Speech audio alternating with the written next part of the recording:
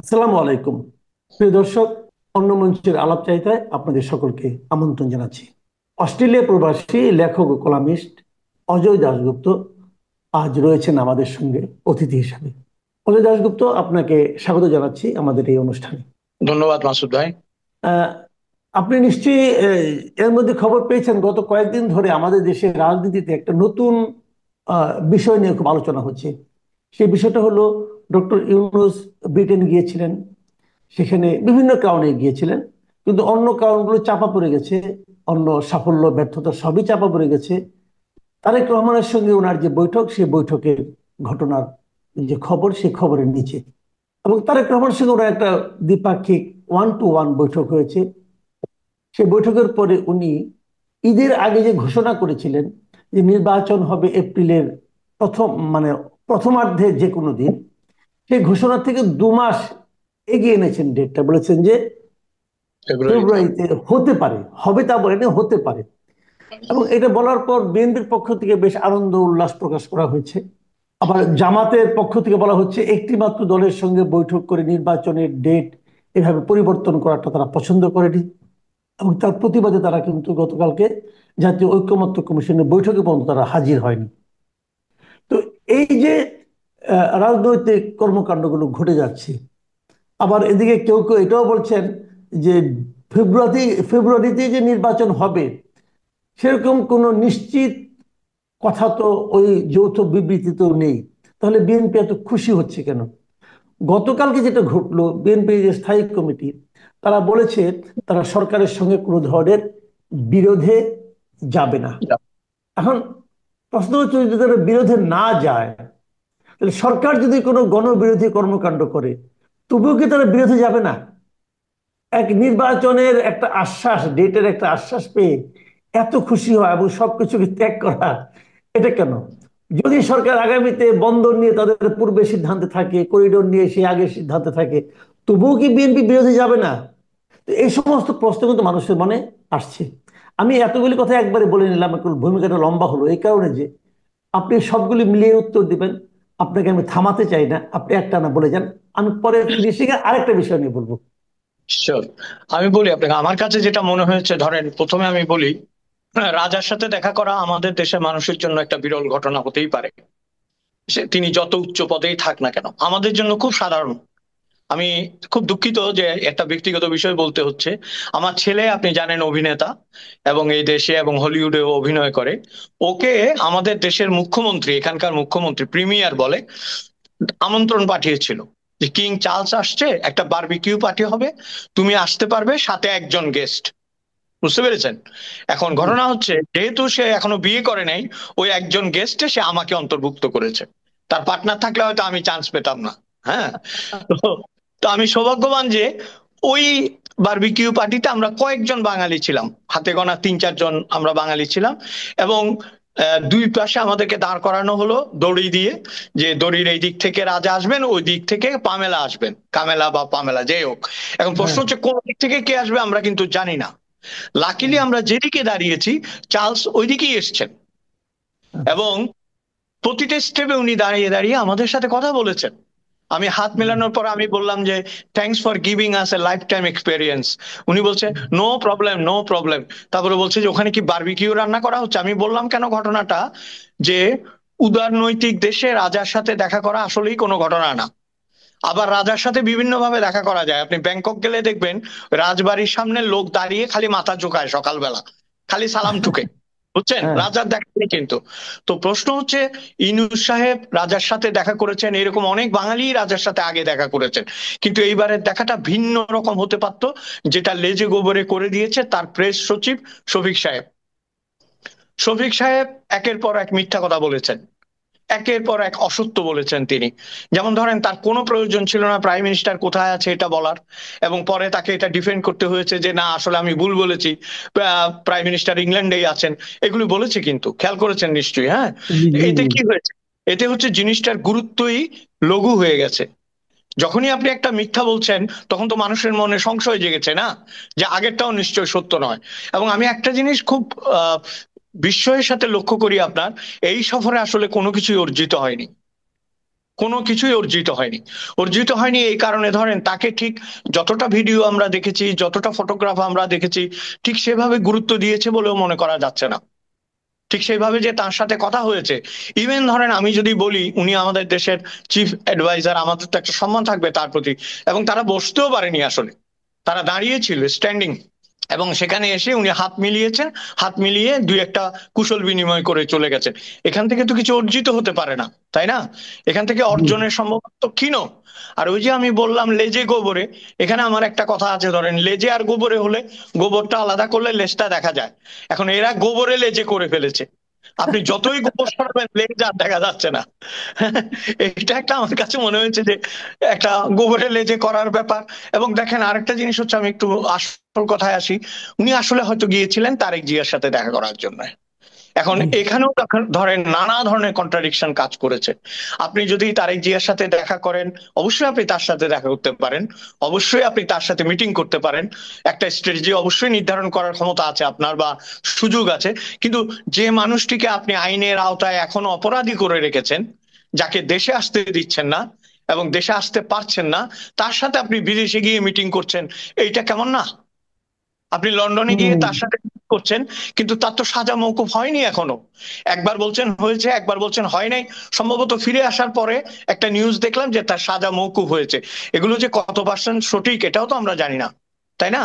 এবং আরেকটা জিনিস দেখেন, যদি তাই হতো তাহলে তো তারেক জিয়ার একটা নিশ্চয় আশা ছিল যে একটা ফ্লাইটে করে তিনি আসবেন, লক্ষ লক্ষ লোক যাবে তাকে এয়ারপোর্টে আনতে।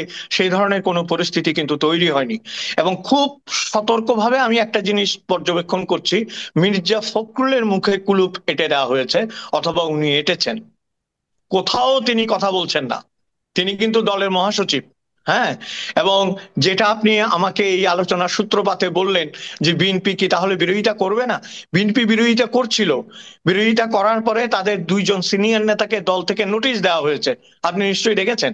তাদেরকে সতর্ক করা হয়েছে, এবং এই সতর্কের পরপরই বলা হয়েছে বেগম জিয়া চান না ডক্টর ইউনূসের সাথে বিএনপির কোন ধরনের বিরোধিতা বা বৈষম্য বা কোন ধরনের শত্রুতা থাকুক। এইটা চাউর হওয়ার পরেই দেখলাম মেরুকরণ শুরু হয়ে গেছে। এই মেরুকরণটা আওয়ামী লীগের জন্য যেমন ভয়াবহ আমি মনে করি, ভয়াবহ এই কারণে, আওয়ামী লীগের প্রসঙ্গটা এখানে আসবে দুই কারণে, যে আওয়ামী লীগের এখন আমি মনে করি দুইটা দল। দেশে যারা আছে আপনি দেখবেন বিভিন্ন ভিডিও এবং ইয়েতে, যারা দরিদ্র, নিপীড়িত, নির্যাতিত এবং ত্যাগী কর্মী বাহিনী, তারা কিন্তু সাফার করছে, সাংঘাতিক ভাবে সাফার করছে। এবং তারাই মুখ উঁচিয়ে, গলা চিতিয়ে বলছে, বুক চিতিয়ে বলছে যে আমরা কোনো অবস্থাতে আওয়ামী লীগ ছাড়বো না। আমাদের ছেলেপেলেরা করেছে, আমাদের নাতি নাতনিরা করেছে, আমরা থাকবো। এটা হচ্ছে commitment to the Awami League. এটাই আওয়ামী লীগ আসলে। এই যে আপনি বোধহয় একবার বলেছিলেন যে আওয়ামী লীগ তো আর ঘাস না যে টেনে তুলে ফেলতে পারবা, তাই না? তো আওয়ামী লীগ তো এরকমই একটা দল। কিন্তু আরেকটা আওয়ামী লীগ যেটাকে আমি বলবো আওয়ামী পলাতক লীগ, বুঝেছেন? এই যে ওনাদের সেক্রেটারি ওবায়দুল কাদের সাহেব, উনি আবার মুখ খুলেছেন। উনি তো আসলে নিজেকে সেক্রেটারি মনে করছেন, but he is the secretary of Awami পলাতক লীগ।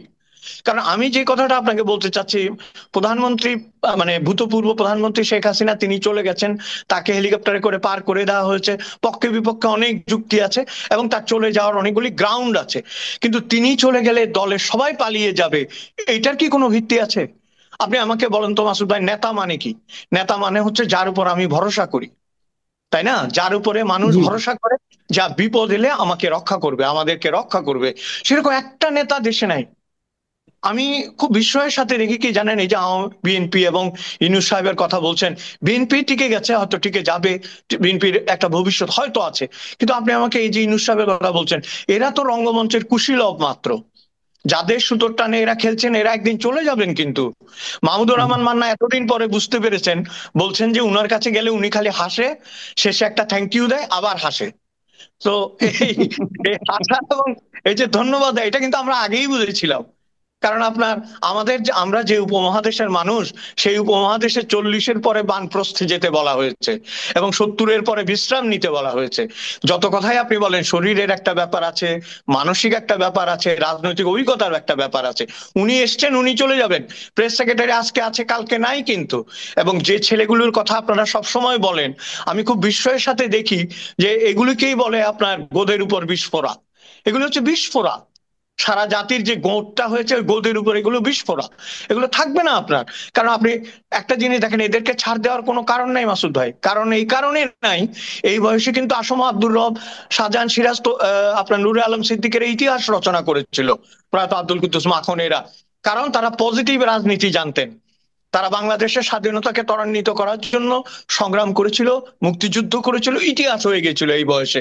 আপনি যদি শিল্প সাহিত্যে দেখেন, জন কিটস, সুকান্ত এই বয়সের আগেই মারা গেছে, কিন্তু আমাদেরকে উদ্বুদ্ধ করে দিয়ে গেছে। এই বয়সে ক্রিকেটাররা মাঠ ফাটিয়ে ফেলেছে, আর এরা কি করছে? এরা এই বয়সে কি করে চুরি চামারি করতে হয় এটা শিখে গেছে, তাই না? এবং আপনার যখনই কোনো ধরনের গন্ডগোল হয় ওরা একটা মব নিয়ে হাজির হয়। তো বাংলাদেশ কি মবতন্ত্র? এটা কি যারা আপনার যমুনা ভবনে আছেন বা যারা প্রশাসন চালান তারা কি জানেন না? এবং দেখেন, একসাথে, আমি গতবারও এই কথাটা বলেছি, একসাথে তারা এত মানুষকে শত্রু বানিয়েছে। একটা ছোট্ট একটা চাইনিজ গল্প বলার লোভ সম্বরণ করতে পারছি না। পৃথিবীতে প্লিজ যখন প্রথম, হ্যাঁ, প্লিজ বলেন গল্পটা শুনি। পৃথিবীতে যখন প্রথম এক্স রে আবিষ্কার হয় তখন একটা ইংরেজ ছেলে আর একটা চাইনিজ লোক ওইটা দেখতে গেছে। তো ইংরেজ ছেলেটা ভারী মানে খুশি হয়ে গেছে, অল্প বয়স, খালি লাফ দিয়ে লাফ দিয়ে বলে কি, it shows the heart, it shows the heart. তো চাইনিজটা অনেকক্ষণ সহ্য করছে, তারপর ওর মাথায় হাত দিয়া বলতেছে যে বয়স কম তো, বুঝোস নাই, খালি হাড় গোড় দেখা যায়, হার্ট আবিষ্কার করার কোনো এক্স রে এখনো আবিষ্কার হয়নি, বুঝছেন? তো হার্ট যদি দেখা যেত, বাংলাদেশের 90% মানুষ এই মপতন্ত্রের বিরুদ্ধে। বাংলাদেশে 90% মানুষ একটা গণতান্ত্রিক সরকারে আসলে হাঁপ ছেড়ে বাঁচবে। তো উনি কি গণতন্ত্রের আলাপ করতে লন্ডন গিয়েছিলেন? মনে তো হচ্ছে না। এখন তো যে গুজবটা চাউর হয়ে গেছে যে উনি রাষ্ট্রপতি থাকবেন, তারেক জিয়া প্রধানমন্ত্রী থাকবেন। এখন দেখেন উনাদের মধ্যে কি আলাপ হয়েছে, আমাদের এগুলি স্পেকুলেশন, আমরা জানি না। কিন্তু আমাদের প্রশ্ন হচ্ছে, বা আমরা যেটা বলতে চাই, বিএনপির জন্য এটা একটা ইঁদুর মারার ফাঁদ। একবার যদি ঢুকে যায় এটা থেকে কিন্তু বেরোতে পারবে না। এবং তখন কি হবে জানেন? যে ক্লিন একটা ইমেজ বিএনপি হঠাৎ করে পেয়ে গেছে সেটা সম্পূর্ণ কলঙ্কিত হয়ে যাবে, যেটা থেকে শেখ হাসিনা এবং আওয়ামী লীগ বের হতে পারেনি, আমার এটাই মনে হয়েছে।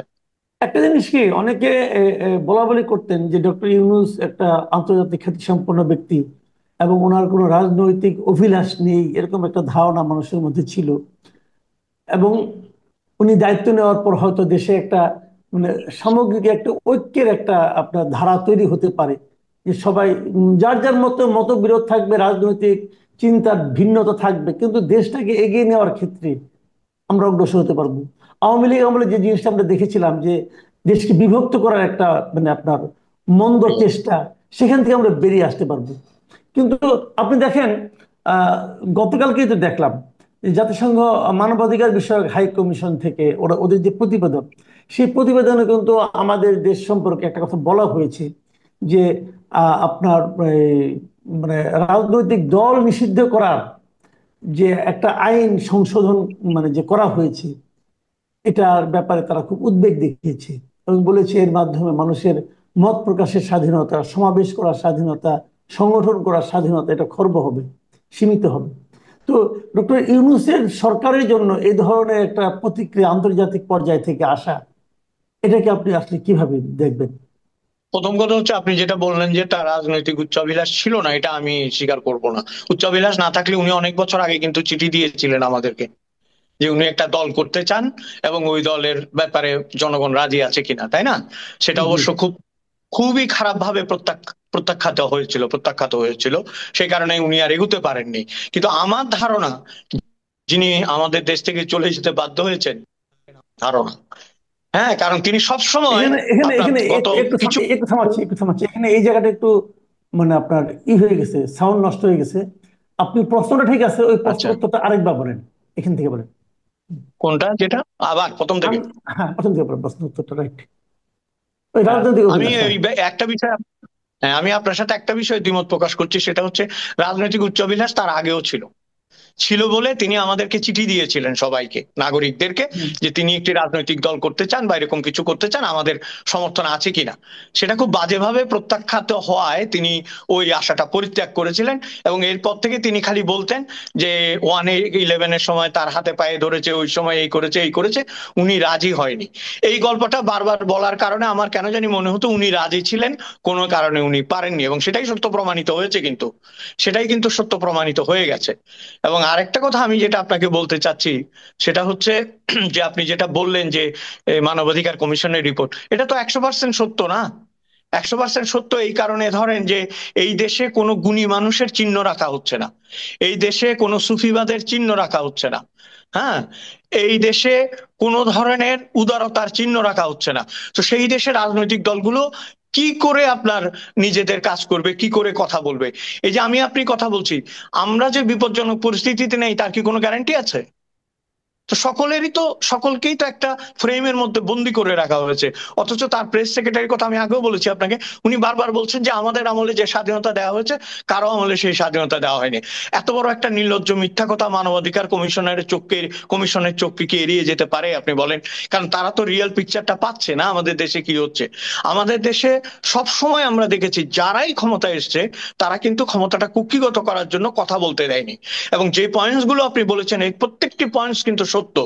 এবং আমি ভুলে যাওয়ার আগে একটা কথা বলতে চাই, বা প্রসঙ্গান্তরে যাওয়ার আগে, আমরা কিন্তু দেশের ভবিষ্যতের কথা একবারও বলছি না, যেটা আপনি শেষে এসে বললেন যে দেশে আসলে অর্থনীতির পরিস্থিতি কি পরিমাণ খারাপ হয়েছে। কারণ আন্তর্জাতিক অঙ্গনেই পরিস্থিতি খারাপ হয়ে গেছে বিভিন্ন যুদ্ধের কারণে। আপনার ইরান ইসরায়েল যুদ্ধ, তারপরে ইউক্রেন রাশিয়ার যুদ্ধ, ভারত পাকিস্তান যুদ্ধ, সব মিলে আন্তর্জাতিক পরিস্থিতি খারাপ হয়ে গেছে। আপনি দেখবেন এটার খুব তাড়াতাড়ি এটার একটা রেশ কিন্তু বাংলাদেশে পড়বে, এবং এটার একটা খারাপ মন্দ প্রভাব অর্থনীতিতে পড়বে।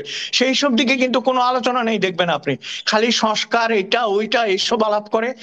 হাসিনার অন্তত একটা জিনিস ঠিক ছিল, উনি মনে করেছিলেন যে ক্ষমতা তার চিরস্থায়ী হয়ে গেছে, কিছু কিছু ডেভেলপমেন্টের কাজ উনি করতেন।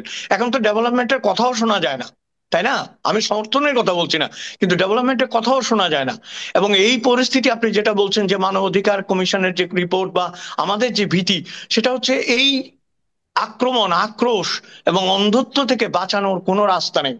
আপনি দেখবেন প্রকাশ্য রাজপথে বুলডোজার দিয়ে ভাঙা হচ্ছে, কিছু ছেলে পেলে ইচ্ছে করলে গিয়ে এই ভবন ভাঙছে, কারো অফিসে আক্রমণ করছে, নির্দিষ্ট করে দিচ্ছে এই কাজ করতে পারবে এই কাজ করতে পারবে না।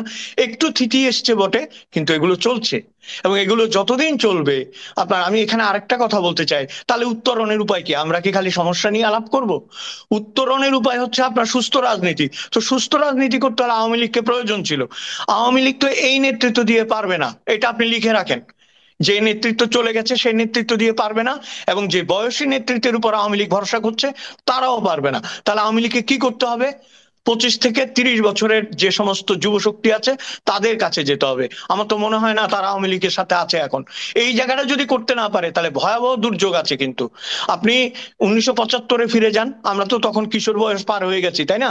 তরুণের পথে আমরা তো দেখেছি এটা, বঙ্গবন্ধুর মন্ত্রিসভায় এবং বিভিন্ন যারা প্রবীণ নেতা ছিলেন তারা হয় সারেন্ডার করেছে, না হয় মোস্তাকের মন্ত্রিসভায় গেছে, না হলে আপনার অথর্ব হয়ে গেছে, না হলে বয়স হয়ে গেছে। পরের পরের 2-3টা জেনারেশন এসে আওয়ামী লীগকে উদ্ধার করেছিল। এখন সেটা কোথায়? বিদেশে বসে বিবৃতি দিলেও কাজ হবে না, বয়স্ক লোকদের সেই সক্ষমতাও নেই, কাজেই সে তারুণ্যকে লাগবে। এখন তারুণ্যের যে অংশটা মব হয়ে গেছে, বা তারুণ্যের যে অংশটা বিভ্রান্ত রাজনীতিতে চলে গেছে, তারাই যদি নিয়ন্ত্রণ করে তাহলে তো হবে না। যে সুস্থ যে নীরব যে তারুণ্য, তাকে কিন্তু জাগিয়ে তোলার একটা রাজনীতি করতে হবে। এটা বামরাও করছে না, ডানরাও করছে না, আওয়ামী লীগ তো পারছেই না।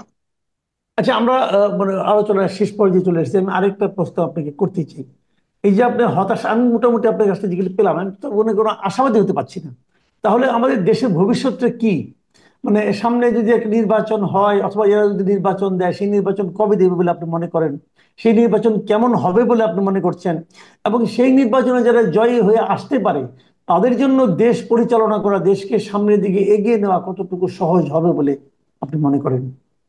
প্রথম কথা হচ্ছে নির্বাচন কবে হবে এটা মহাজাতক বেঁচে থাকলেও বলতে পারবে না, আমি তো কোন ছাড়, বুঝছেন? এবং আমি আমার যেটা মনে হয় খুব সহজে নির্বাচন দেবে না, যতক্ষণ পর্যন্ত পরিস্থিতি তাদের অনুকূলে না থাকবে এবং তাদের ডিল অনুযায়ী কাজ না হবে। কারণ আপনাকে বুঝতে হবে এখানে কোনো জনগণের সংস্পৃক্ততা নাই, আসলে জনগণের সংশ্লিষ্টতা নেই। এটা হচ্ছে একটা ওয়ান ম্যান গেম, অথবা কিছু মানুষের একটা খেলা। তো সেখানে যতক্ষণ একটা নেগোসিয়েশন না হবে, I am not expecting any election in Bangladesh, হবে না। এবং আরেকটা হচ্ছে মুক্তিযুদ্ধের যে অপমান, ইতিহাসকে অস্বীকার করার যে প্রবণতা, এবং আমাদের ভিত্তিকে অস্বীকার করার যে প্রবণতা, সেইটা থেকে যতদিন বেরোতে না পারবে কোনো ঐক্য তো সম্ভবপর না। তাই না? ঐক্যের তো কতগুলো ভিত্তি থাকে। ঐক্যের ভিত্তি বাংলাদেশ, ঐক্যের ভিত্তি মুক্তিযুদ্ধ, ঐক্যের ভিত্তি অসাম্প্রদায়িকতা, ঐক্যের ভিত্তি গণতান্ত্রিকতা। এর থেকে যদি তিনটা মাইনাস হয়ে যায়, আপনি ঐক্যটা করবেন কি করে? এবং কার সাথে কার ঐক্য হবে, তাই না? এবং যদি তারা সেভাবে চলতে থাকে, তাহলে পাকিস্তানের মতো একটা পরিস্থিতির দিকে আমাদের যেতে হবে। কখনোই আপনি ভারসাম্যে থাকতে পারবেন না। বাংলাদেশ চলবে, কারণ বাংলাদেশের মেহনতি মানুষ যারা, শ্রমজীবী মানুষ যারা, সর্দার ফজলুল করিম একটা কথা বলেছিল না, যে তার কাছে সবচেয়ে সুন্দর দৃশ্য হচ্ছে সকালবেলা তিনি ঘুম থেকে উঠে দাঁড়ালে গার্মেন্টসের যে মহিলা শ্রমিকদেরকে যেতে দেখেন। এটা তার কাছে ছিল পৃথিবীর একটি অনুপম দৃশ্য।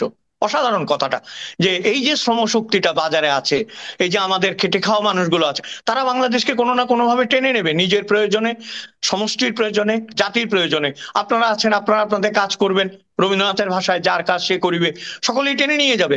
কিন্তু লক্ষ্যে পৌঁছতে পারবে না যতক্ষণ না আপনি গণতান্ত্রিক সেকুলার একটা রাষ্ট্রের জন্য নির্বাচন না দেবেন। আমার এটাই মনে হয়।